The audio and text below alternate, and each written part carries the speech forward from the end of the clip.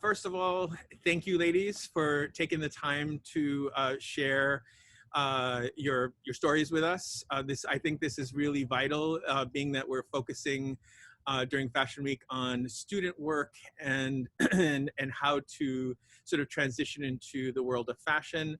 And you guys are a unique trio because you were all my former students. You all graduated from the School of Fashion Design in Boston. And somehow, and I didn't know about this until recently, you all ended up working together. So if I can just have you guys, maybe we'll start off with Meghan and just share what year you graduated, and again, what happened? Like, you know, how did that process go for you? So yes, I thank you for having me, by the way. I'm really excited about our webinar for Boston Fashion Week. So I graduated in 2013, and it was definitely intimidating because, just like you said, you're really excited about graduating, but again, what's next? You know, it's all of these steps. And for me, I applied to a lot of different places, and it was definitely, you know, some rejection, some interviews, but eventually I was able to get an interview at Appleseeds on the North Shore, which is a women's clothing brand. And I ended up getting hired as their assistant technical designer. And I initially really wanted to be more in design, but I was like, this is a great opportunity, you know, anywhere right now. I want any sort of design related field I'm happy with. And so I'm so grateful that I did that, because learning all about the different type, you know, specs and measuring garments and all of the, you know, development production process within that is imperative. And just the hands-on work with it was wonderful. And from there, I ended up going into technical design at TJX in their children's department for sweaters. And I did that for a little over a year. And then I really wanted to kind of touch, you know, really get into more design related. So I ended up getting a position in children's dresses at TJX. And that was all assistant design. And that was really, felt really lucky to be able to have the technical design experience along with the design experience. I felt it definitely gave me a real well-rounded view of different aspects of the industry. And then I ended up doing some more continuing ed at Mass Art for their digital fashion design courses and textile design. And then while I was still at TJX, and then from there, I ended up doing some more freelancing positions with smaller brands in the area. And then after that, I felt ready to go off and venture off and start my own line. Initially, when I graduated, I definitely wanted to start my own line right away. And even from 2013 to now, there has been such a huge shift in the opportunities for small batch, you know, doing things in small batches. Back in 2013, there was still very high units. It was really hard to find someone who would work with somebody with small quantities. They really wanted, you know, thousands and thousands of units. So that wasn't in the cards at that time. And I'm really glad that I didn't jump into it right away, because there was still so much more to learn. And no matter, like, there's so many, it really takes a village in this business. And so there's so many different facets of the industry, and even areas that, you know, sourcing, I wasn't working in sourcing or anything like that, but just understanding what they did within those departments as well. You really work as a team, and it all really helped me for launching my brand last year, Tallulah and Poppy, because it's a lot. And I am so grateful that I had all of, like, the work experience before I ended up taking that leap and moving forward with my own brand. So very cool, very cool. And how about you, Andrea? So I graduated in 2017, and it was kind of a unique situation because I actually was asked to work at the School of Fashion Design where I was graduating from before I graduated. So I graduated on a Friday, and then I went to work on Monday. So I have worked there for a little bit. I did some student teaching and tutoring. From there, I wanted to do my own small business, if you can call it that, selling on Etsy as well as selling at local farmers markets in the Boston area. So I did that for a while, made a lot of skirts. And then I think it was 2019, I started working with Meghan and doing freelance work for her and sample making, some pattern making, lots of stuff. So that's been really fun to see that sort of behind the scenes aspect of it. It's like, oh, this is a real business. I got to step up my game. And it's just been so helpful and wonderful to work with Meghan and see everything that goes on from, getting the swatches, from seeing the way the markers come out of the printer and cutting things from first step to last step. Very cool. And how did you guys connect? Was it as an alumni or? I reached out to Andrea. I had been following her on Instagram, and I was look in the market. I needed some more help sample making. I needed some more help, just honestly with everything. Andrea, her work is beautiful. So right away, and the fact that she was an SFD alum, she definitely, I was biased. So, I knew of her that way. And so, yeah, I reached out, I think initially to help me with some fashion show production stuff. And then Andrea started helping me with some small batch production, sample development, pattern development, even design related things, just from all across the board, really wearing so many hats. And it's been really great. And the same with Kavya too.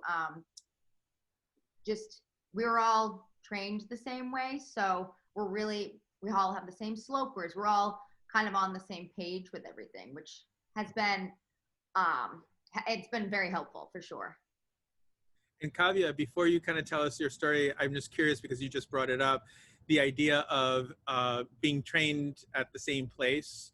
And I'm just curious how, maybe Kavya, you can start us off with this one. So that it's like, can you speak to in terms of the education you got and how it served you, again, starting off in the industry and starting to look for work and in this case, collaborating. So do you want to share a little? Yeah,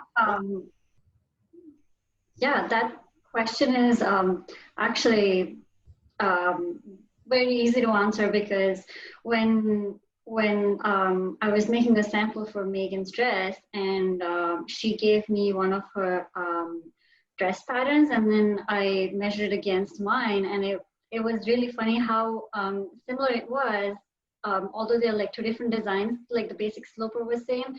And also when we both talk to each other, we understand, like when she says, like we should do this certain hem finish, we know what she's talking about, and it's the same language and the slopers are the same and the sizing, everything. So that's been easier to like understand when she says I want this and I want that, I'm like, okay, I know that, I understand. I don't have to ask her what it means. So and that was nice. We can't talk about fit and slopers without mentioning one very important name. So Daniel. Daniel Kay, who's a couturier here in Boston.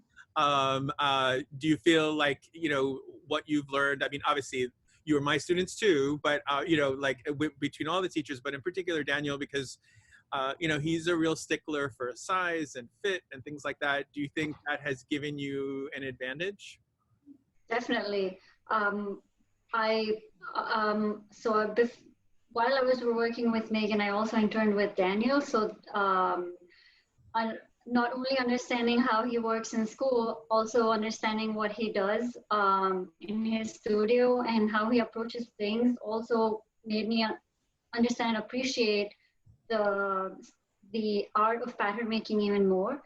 So definitely having Daniel there, I had him for all three pattern making 1, 2, and 4.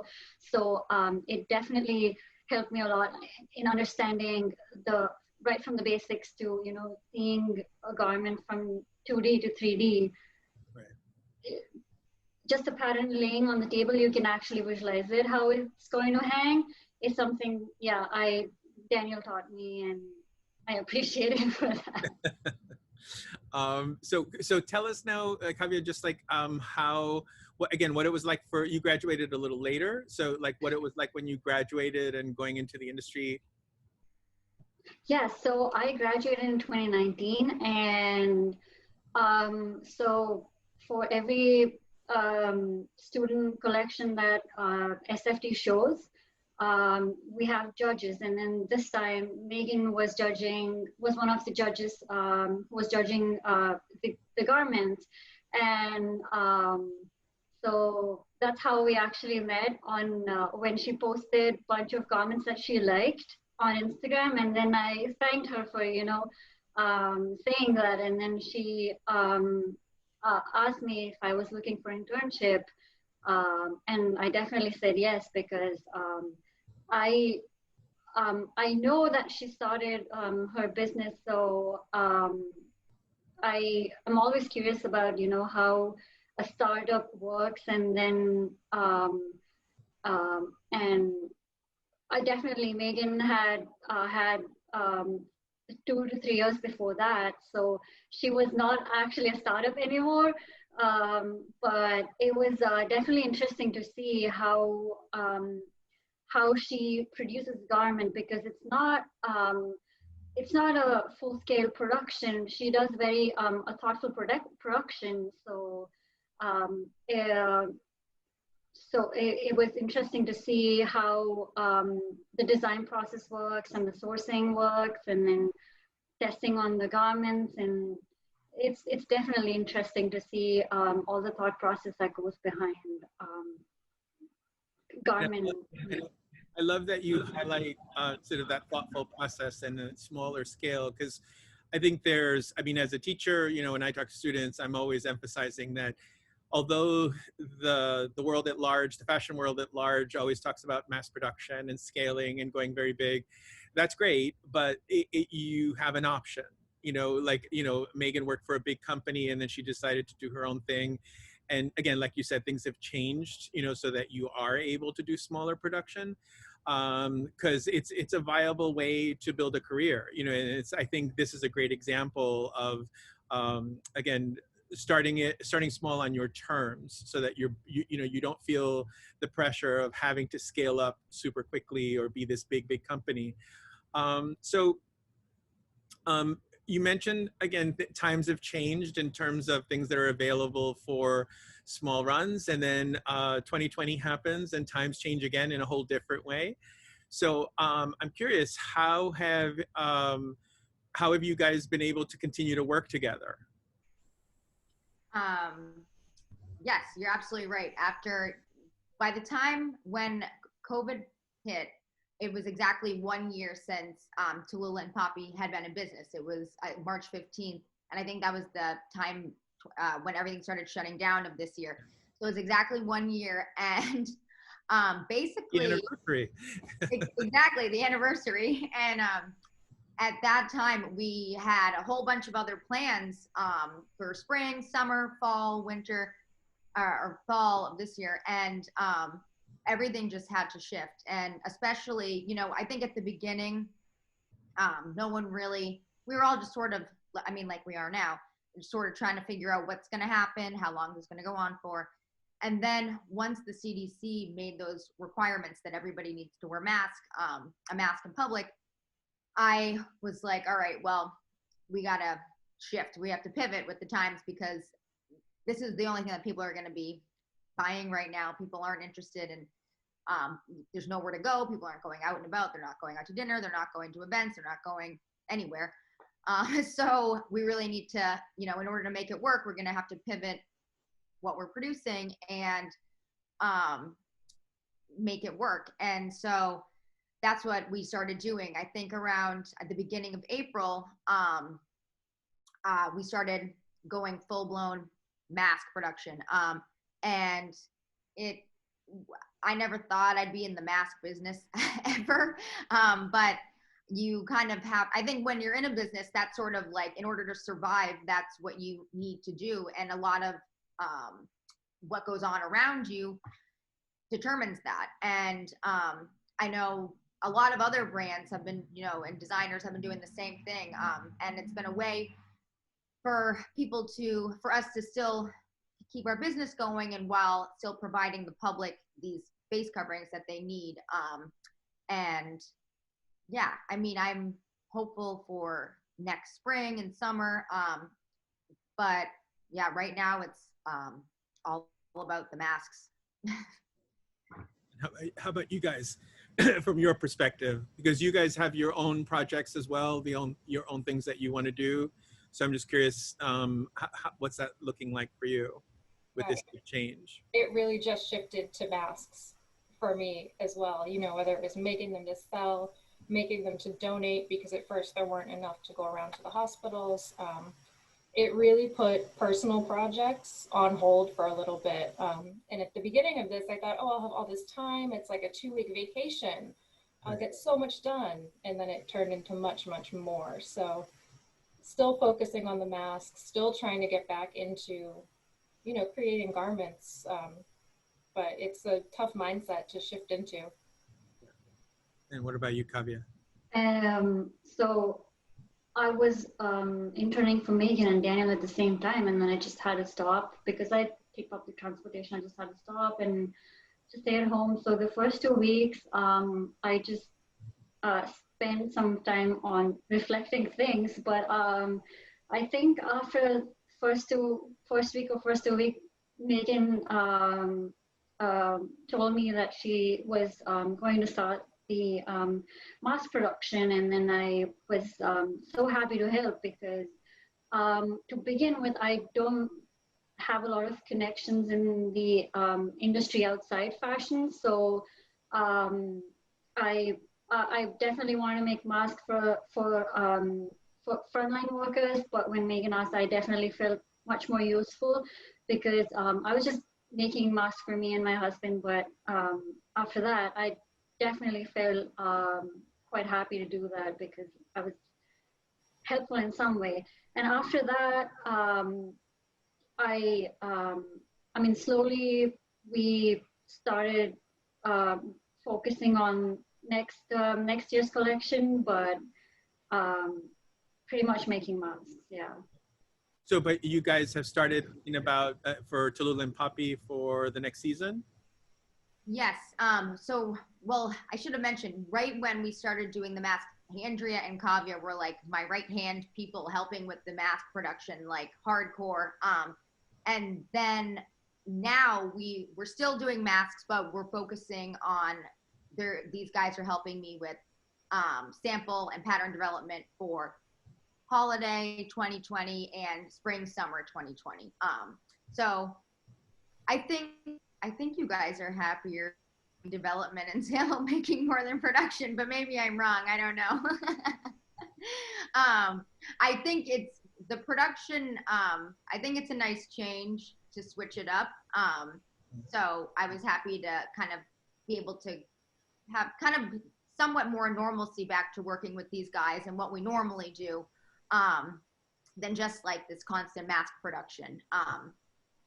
So starting to get back to business, so to speak, the original focus of stuff. So, I mean, it seems like, again, this is, it seems like it's kind of the natural progression for a lot of people. And I think it sounds like you're actually kind of ahead of the curve there in terms of starting to think about the future.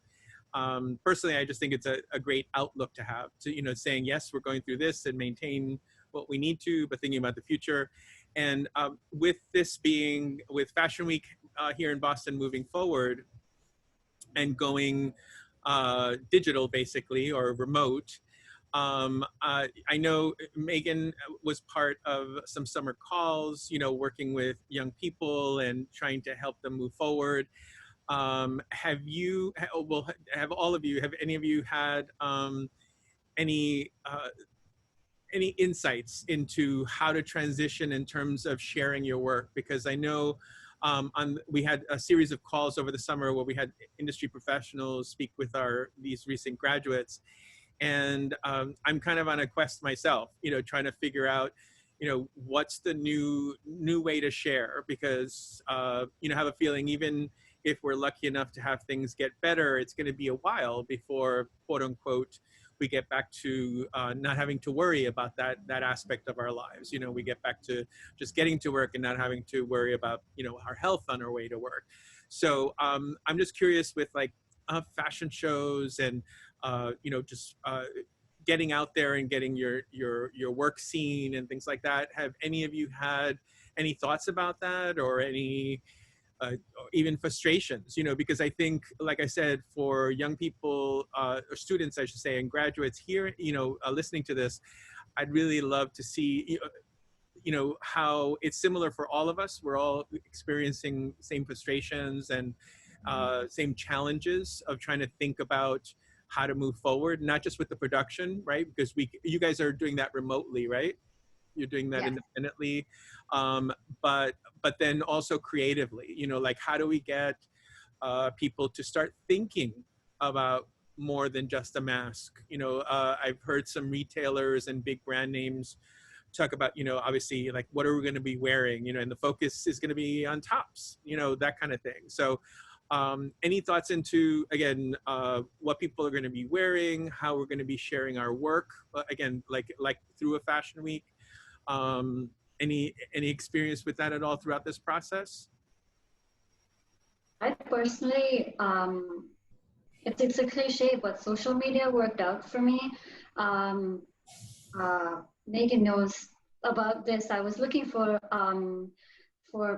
to create a portfolio for my personal projects, and then this photographer reached me out on Instagram, and so I think putting out on all different social media platforms might actually help you reach more, get more organic collaborations and connections, because it's a small closed industry that it's easy to find each other. I mean, I'm only talking about, let's say only the fashion industry. If you, with right hashtags and everything, you can expose yourself to the right target audience, and that kind of worked out. But it's definitely a challenge, because having to get the